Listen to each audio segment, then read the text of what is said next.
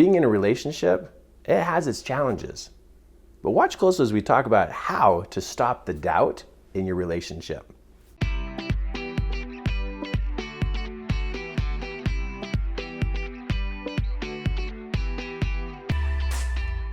Here you are in a relationship and you're wanting it to go well, but oh man, why is this doubt coming into your relationship? Like, what's happening?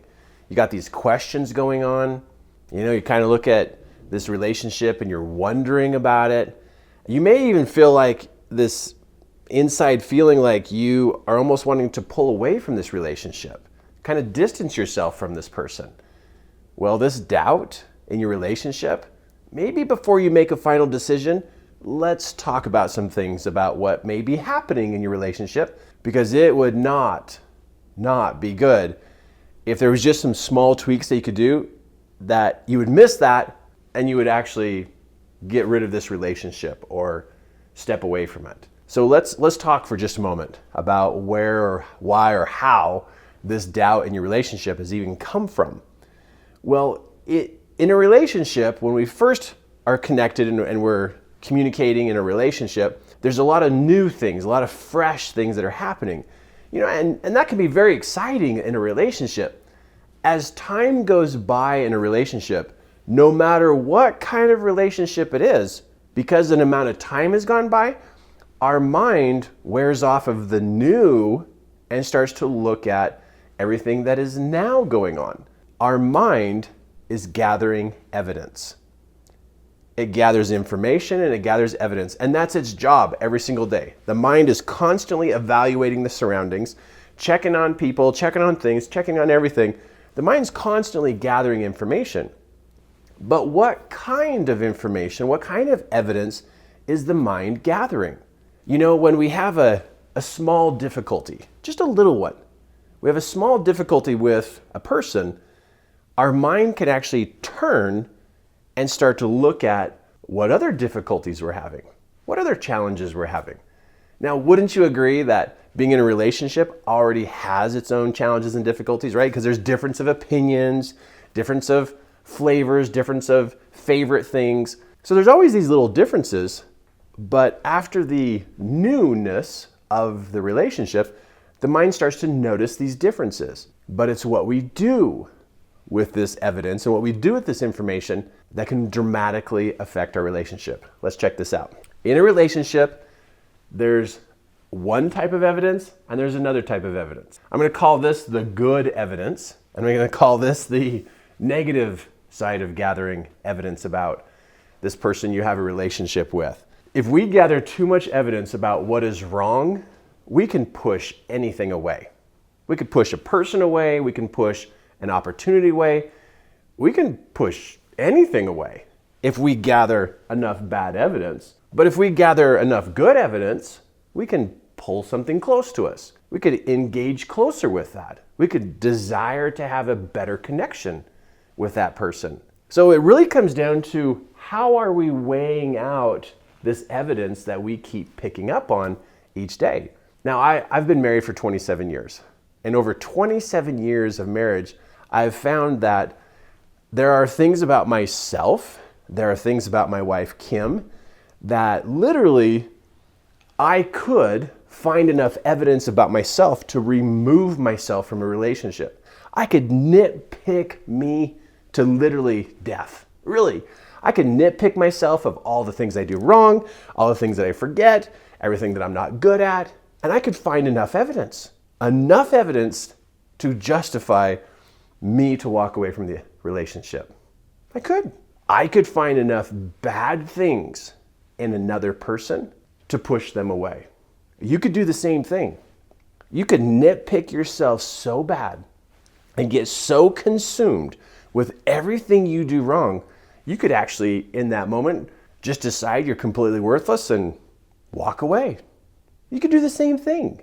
In fact, anybody could do this. Wow. How are we even staying together as a relationship, right? I mean, we could literally ruin all of our relationships by the type of evidence we go looking for and how we stack up that evidence.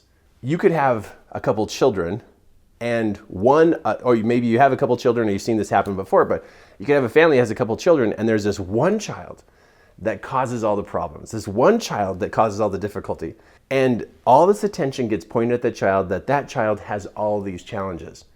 You can stack up enough evidence about a child to turn them into a bad child. So what I'm suggesting to you here is your ability to interact in a relationship is based upon your mind. It's based upon what you're thinking. It's based upon what you're looking for. And you can tip the scale either way, totally tip the scale either way, based upon what you're focused on. Because whatever you're focusing on, your mind is going to keep gathering evidence in that particular direction. If your spouse is driving you crazy and they're driving you nuts, and you keep looking at all the things that they're driving you nuts about, your mind is not going to stop looking for what's wrong. It's going to keep looking. That's the way the mind is. Whatever we point its attention on, and whatever the intention of the attention, it will stay on that track until we turn it to look in a different way. So let's say your spouse is driving you nuts and they do some things that irritate you and you notice them every single day. Well, if you look at this, if you take all that evidence of what you're finding in that relationship about how they're driving you nuts, this evidence is going to stack up over here. It's going to totally do this right here. Oh, there it is again. And you're going to keep adding it up. And every day your mind is geared this direction, and this evidence will outweigh that evidence. And when the evidence on this side of the negative things that's going on in life, you will mentally push the relationship away, and then you will physically push the relationship away. Whatever we do with our behavior, we first had that experience inside of our mind.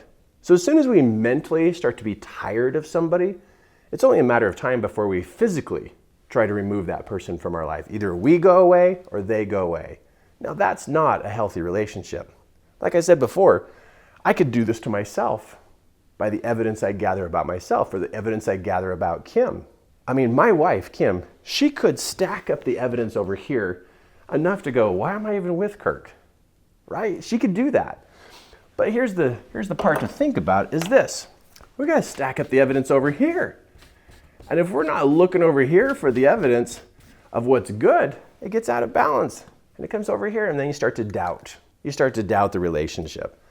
But I've worked with many couples, coaching and mentoring couples, and come to find out the problem is because one of them is so focused on this. And I asked the spouse, can you tell me anything good about your spouse? And they can barely come up with 2 or 3 things. And what it tells me is the person is not managing their mind. We are people, and being people, we are human.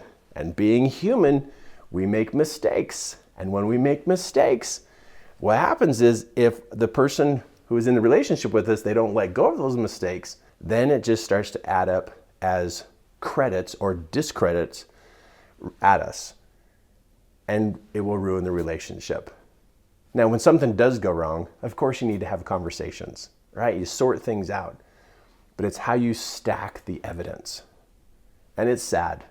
It is absolutely sad and just completely disheartening to see a good relationship crumble and fall apart because neither of them understood the value and the importance of managing what their mind is focused on. I was coaching a husband and wife, and one of the spouses told me that when their spouse would get on their laptop and type on their laptop, that just the sound of their fingers hitting the keys on the keyboard made them really mad. And I looked at the spouse and I thought, you get triggered by fingers on computer keys?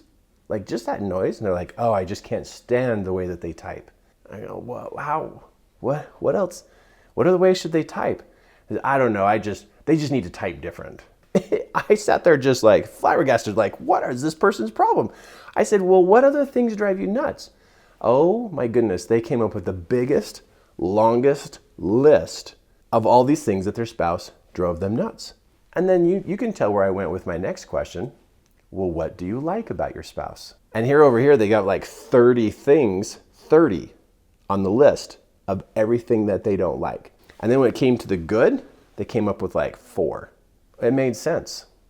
It made sense why they're not doing well. It made sense why they're doubting the relationship. So I gave them the challenge. I said, the challenge is, over the next 7 days, you come up with 100 reasons and 100 whys you love your spouse. If you're going to look at other things that your spouse does that drives you nuts, but you're not going to find the other parts that is good, of course they're going to turn out bad. So we need to take a look at how you tip the mind. First, you got to examine your thoughts. Then you become insightful and realize that you are not balancing your mind very well. Now notice I'm not pointing the finger at the other person, I'm pointing my finger at you and how you're managing your mind. So to look at where your thoughts are directed, get insightful to notice, whoa, what am I doing inside of my head? And now it's time to change the perspective.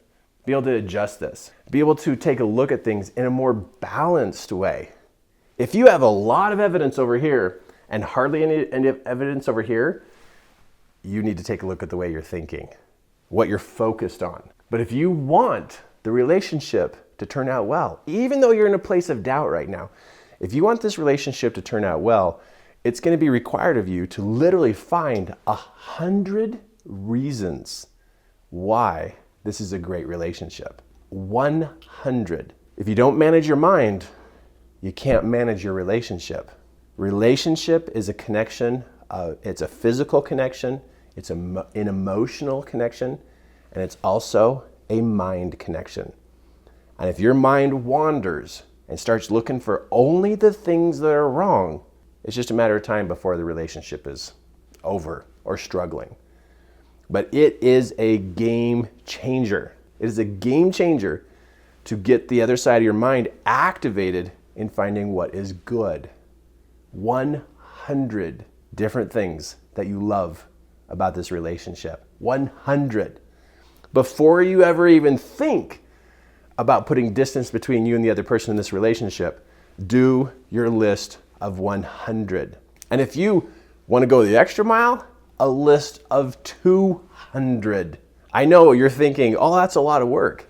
It's worth the work because it has to do with your relationship. And not doing the mind work, not making the change in the direction of your mind, you're going to keep going towards that other evidence. And sooner or later, you'll push them away or you'll go away. But if you sense some doubt, check in with how your mind is balanced. It could just be tipped. And you can do something about it today to tip it back so you can feel confident and sure that you're in a great relationship. Make the list of 100 and do it soon. Don't let that doubt stay between the two of you. It's not going to help at all. Take a look at your mind, tip it back. It makes a huge difference. And take some action on that today. Your relationship's worth it. Relationships are powerful. It's worth the work. And hey, check us out on the rest of our videos here on our YouTube channel by subscribing so you don't miss any of the great training we have coming to you. And also, you want to check out our training course called Royalty and Romance. It's all about bringing those relationships even closer. Your relationships are worth it.